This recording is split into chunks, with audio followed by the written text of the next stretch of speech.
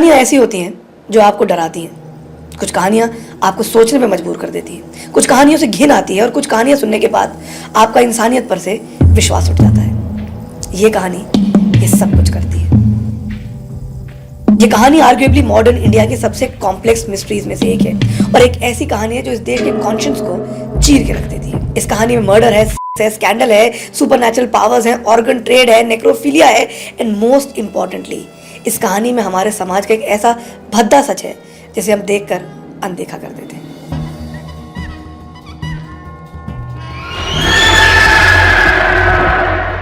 इस कहानी को कई यूट्यूबर्स ने, कई मीडिया हाउसेस ने काफी नमक मिर्च मसाला लगाकर, एक्यूजेशंस को फैक्ट बताकर लोगों के सामने परोसा है, लेकिन सच बात यह है कि इस कहानी का असल सच किसी को नहीं पता। ये कहानी है कई मासूम बच्चों के मर्डर्स की। इस कहानी में एक मनगढ़ंत राक्षस है। इस कहानी में सेक्सुअल असॉल्ट है।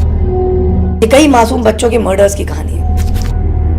ऑर्गन सेल के आरोप है, नेक्रोफिलिया के आरोप हैं। इस कहानी के अंदर बच्चों को मार के खाने के आरोप हैं। This is a story so complex, it will mess with your brain. This is a story of Nithari. Delhi से सटा हुआ एक नया मेट्रोपॉलिटन शहर है, नोएडा। और इस शहर को जब इमेजिन किया गया था, it was imagine like any other metropolitan city of India, like Delhi, like Mumbai. और ये बहुत तेजी से देश के बाकी मेट्रो सिटीज की तरह बन भी गया।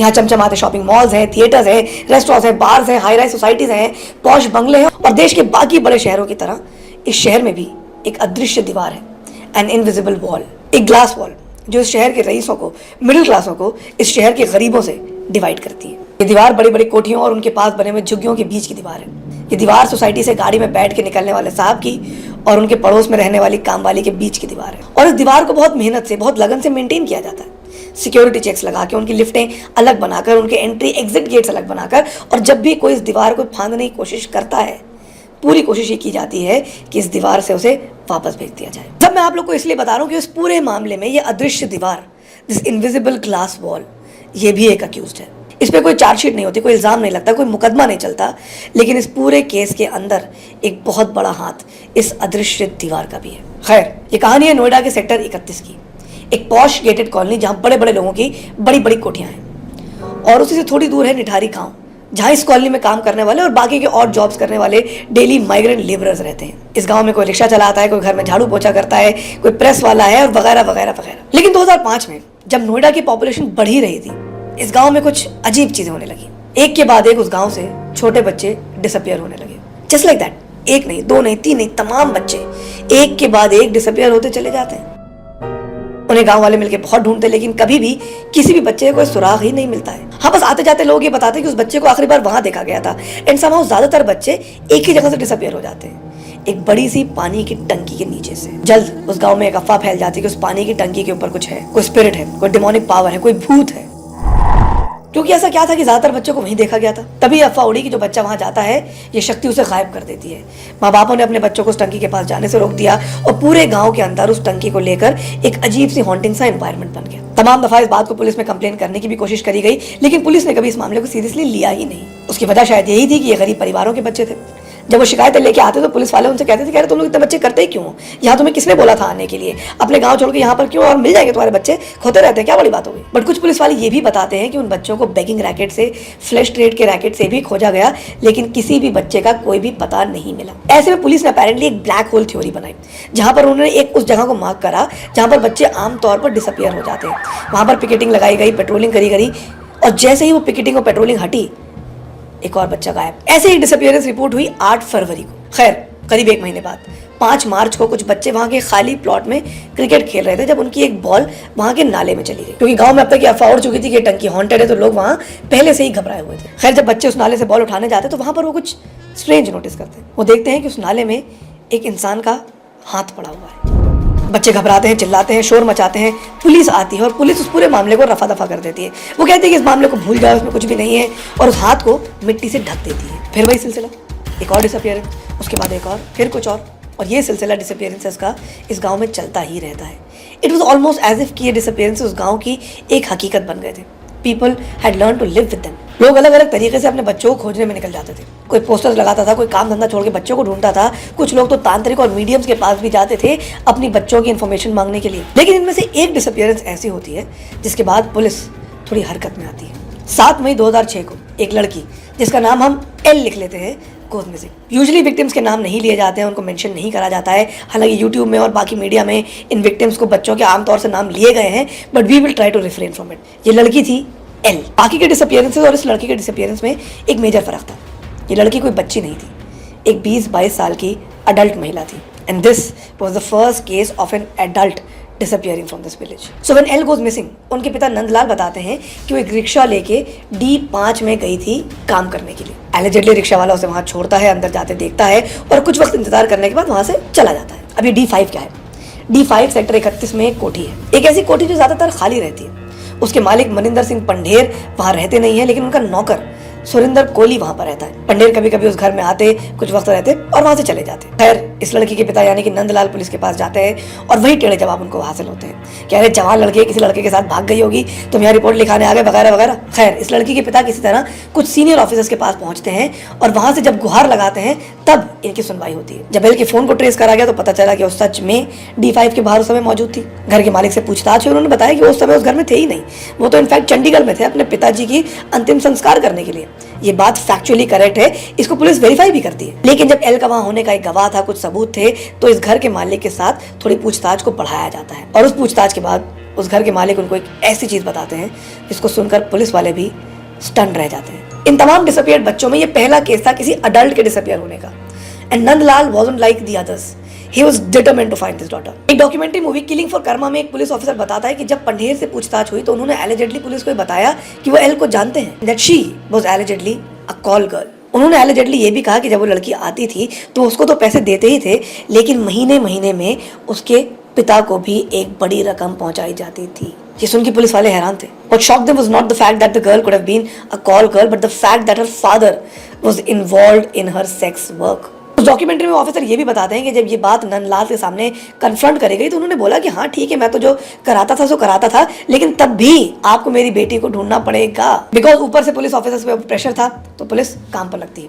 काफी टाइम बाद इस लड़की का फोन सडनली ऑन होता है। पुलिस ढूंढती है, कई दफा फोन हाथ बदल चुका होता है, किसी ने किसी को बेचा, फिर उसने किसी और को, और इस लड़की का सिम मिल जाता है। सिम नंबर ट्रेस किया जाता है और उसमें से जो डिटेल निकलती है उसका नाम होता है सुरिंदर कोहली, गाँव Nithari, Noida. Was the end of December 2006।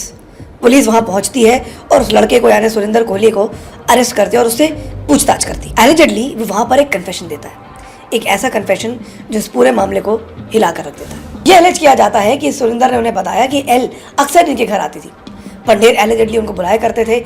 एक दिन पंढेर के एब्सेंस में कोहली ने उन्हें कुछ नए क्लाइंट से मिलाने के बहाने उस घर के अंदर बुलाया। And then Kohli allegedly asked her to have sex with him और उसे कुछ पैसे भी ऑफर दिए और उसने बहुत ही बदतमीजी से उनसे मना कर दिया। Then in a fit of rage Kohli ने उसी के पल्लू से उसकी गला घोंटकर हत्या कर दी। और जब उनसे ज्यादा पूछताछ बढ़ाई गई तब उन्होंने एलिजेडली को बोला कि मैंने उसकी लाश को काट कर एक पन्नी में डालकर नाले में फेंक दिया। पुलिस वहां पहुंचती है, नंदलाल को बुलाया जाता है, कुछ और भी लोग वहां पर आते हैं और वहां से इस लड़की के कपड़े और बैग बरामद होता है जिसको नंदलाल आइडेंटिफाई करते हैं। 29 दिसंबर को 11 बजे पुलिस वहां पहुंचती है। वहां नाले की डिगिंग शुरू हो चुकी होती है और एक गुस्से से भरी भीड़ उस घर के आगे अपने बच्चों का सच जानने के लिए खड़ी होती है। ये भीड़ दुख, दर्द, पीड़ा, तनाव इन सबसे आगे बढ़ चुकी होती है। इस भीड़ के मन में सिर्फ और सिर्फ आक्रोश होता है। उस नाले से जिससे एल की लाश और सामान निकलता है, उसी नाले से 15 कंकाल और निकलते हैं। भीड़ बेकाबू हो जाती है, वो D5 पे हमला करती है। उस घर में उसे जो कुछ मिलता है उसे तोड़ती है। अब ये एलिज्ड क्राइम सीन था और उस एलिज्ड क्राइम सीन पर सैकड़ों लोग घुस चुके थे।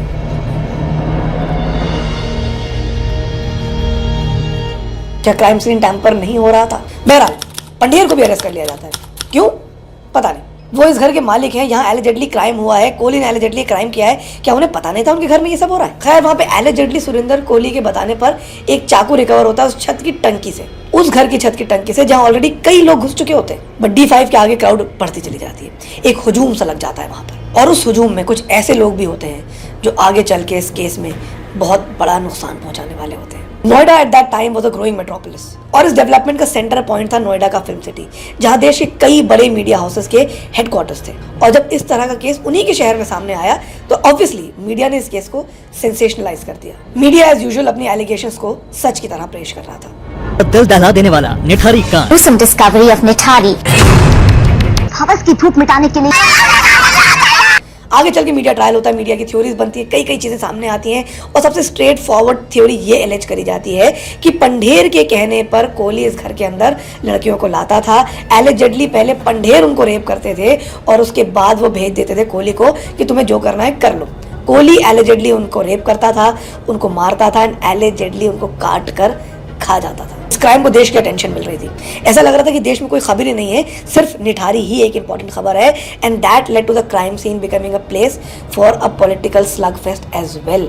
उस क्राइम सीन के आगे अलग अलग नेता आते थे, उनके वर्कर्स आते थे, नारेबाजी करते, स्लोगनियरिंग करते थे और ये केस देश के लिए एक बहुत ही बड़ा केस बन गया एंड राइटफुली सो। प्रेशर में कुछ पुलिस ऑफिसर्स को सस्पेंड भी करा गया और उसके बाद इन्वेस्टिगेशन जारी होती है। फर्स्ट वीक ऑफ जनवरी में एफएसएल यानी कि फॉरेंसिक साइंस लेबोरेटरी आगरा वहां पर आती है सैंपल्स कलेक्ट करने के लिए। दे फॉरेंसिकली inspect D5 for blood stains, human remains, etc.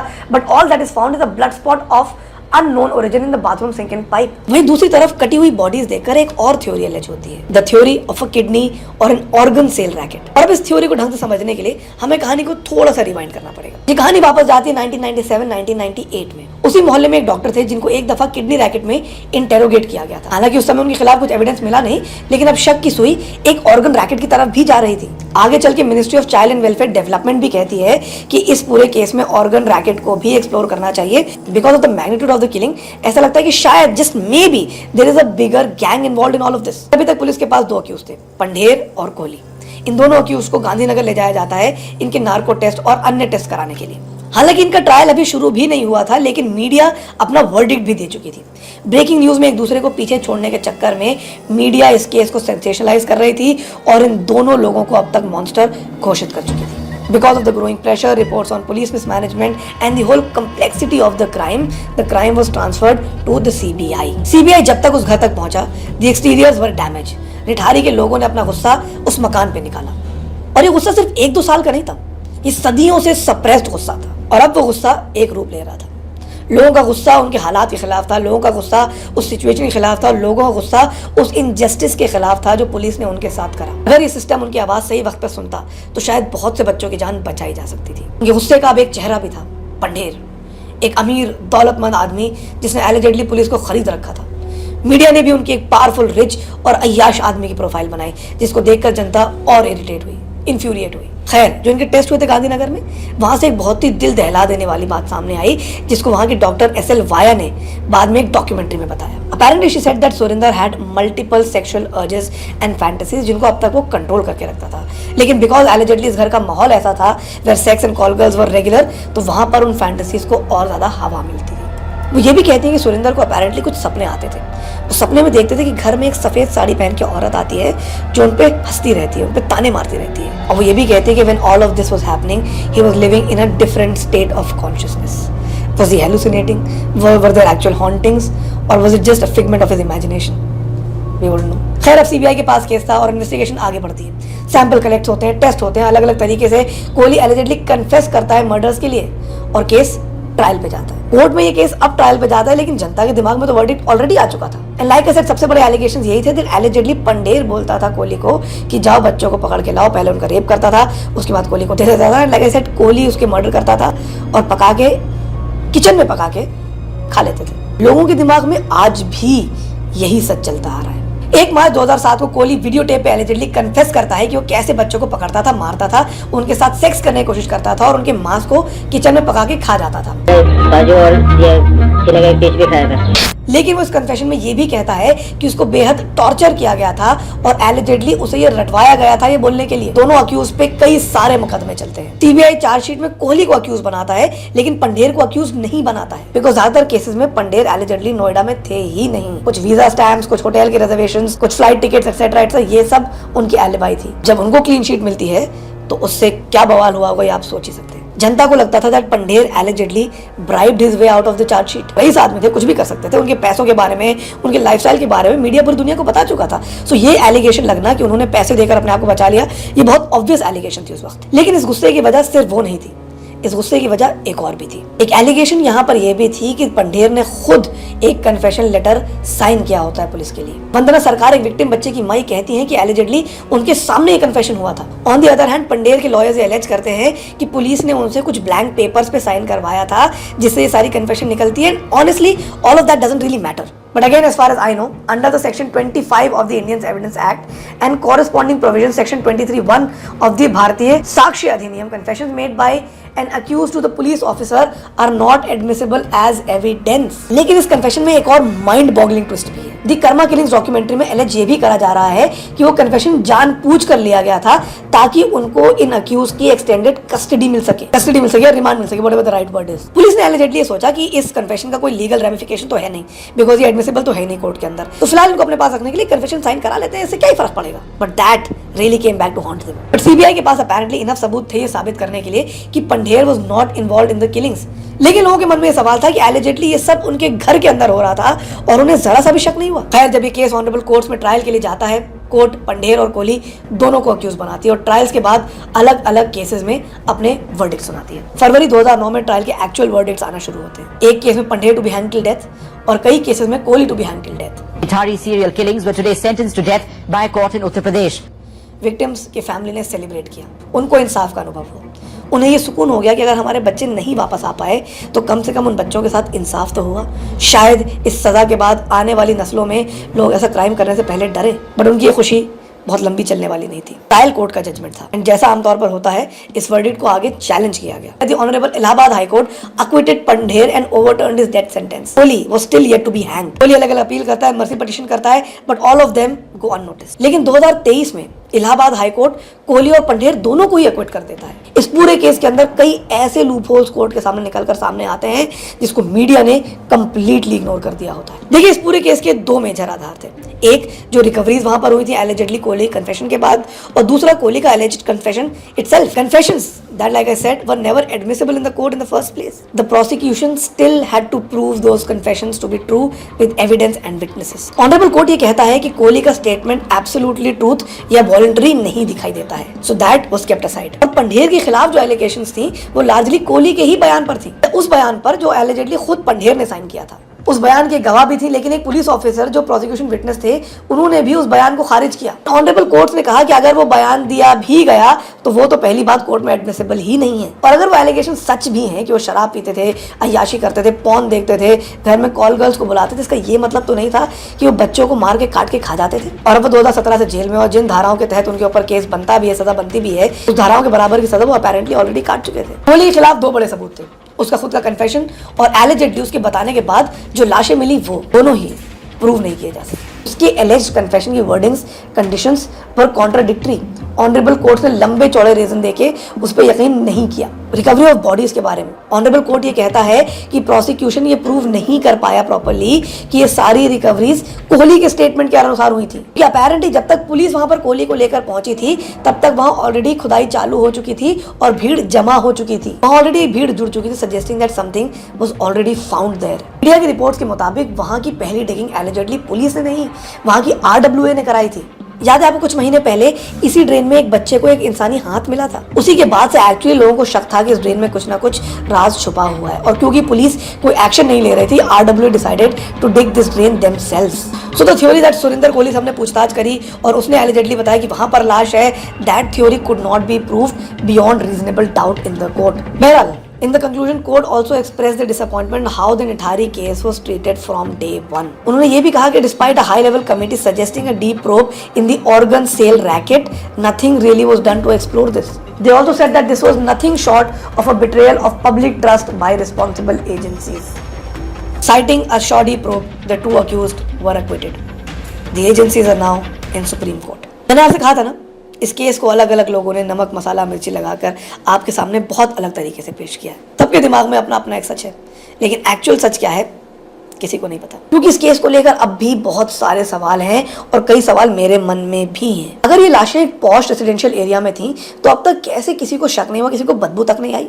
और ये एक ऐसी सोसाइटी है जहां पर लोग टेढ़ी मेढ़ी पार्किंग के पीछे, कुत्तों के पीछे, हर चीज के पीछे झगड़ा करने पर उतर आते हैं, अपने प्रिविलेज में जरा सी भी प्रॉब्लम बर्दाश्त नहीं करते हैं।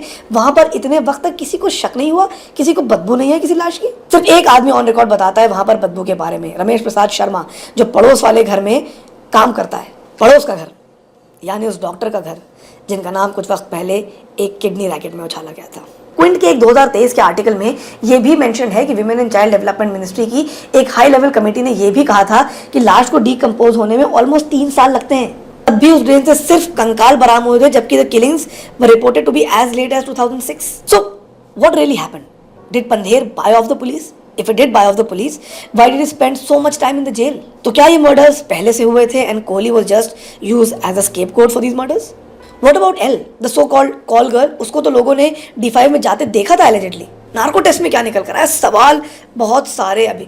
और इस केस के अंदर जो एलेज शॉडी इन्वेस्टिगेशन थी, उस इन्वेस्टिगेशन ने बहुत बड़ा नुकसान दिया इस देश को। और कहीं ना कहीं शॉडी इन्वेस्टिगेशन में उसे एक इनविजिबल वॉल का भी हाथ था, जो हमारे शहरों को बहुत ही बारीकी से अमीर और गरीब में डिवाइड कर देती है। इस केस को रंगने में टीआरपी हंगरी मीडिया का भी हाथ था, जिसने ट्रायल से पहले अपने वर्डिक्ट सुना दिए थे। क्या हुआ इन टीवी रिपोर्ट्स का? क्या कभी किसी ने वापस आकर पूरी बात एक्सप्लेन करने की कोशिश करी कि जो हमने ये बोला था ये कोर्ट नहीं माना, एटसेट्रा एटसेट्रा? मीडिया आज भी एलिगेशन को फैक्ट्स की तरह बताती है और हमारे दिमाग और हमारे वर्डिक्ट्स के साथ खेलती रहती है। बहुत कुछ हुआ 2005 से लेकर अब तक, लेकिन इस कहानी की एब्सोल्यूट सच अब तक किसी के सामने नहीं आया। खैर, ये थी मेरे हिसाब से कहानी निठारी के हत्याकांड की। आप लोग को ये वीडियो कैसा लगा, कैसा नहीं, मुझे कमेंट में ज़रूर बताइएगा। अगर आपकी कोई थ्योरीज है जो मैंने मिस कर दी हैं और कोई ऐसी चीज़ें जो मैंने गलत पढ़ी है तो उसके लिए मैं माफ़ी मांगता हूँ। और कुछ बात अगर आपके दिमाग में है तो कमेंट में लिख के ज़रूर बताइएगा। और ऐसी कहानियों को और भी देखने के लिए सब्सक्राइब कीजिए मेरे चैनल को। See you, take care, bye bye.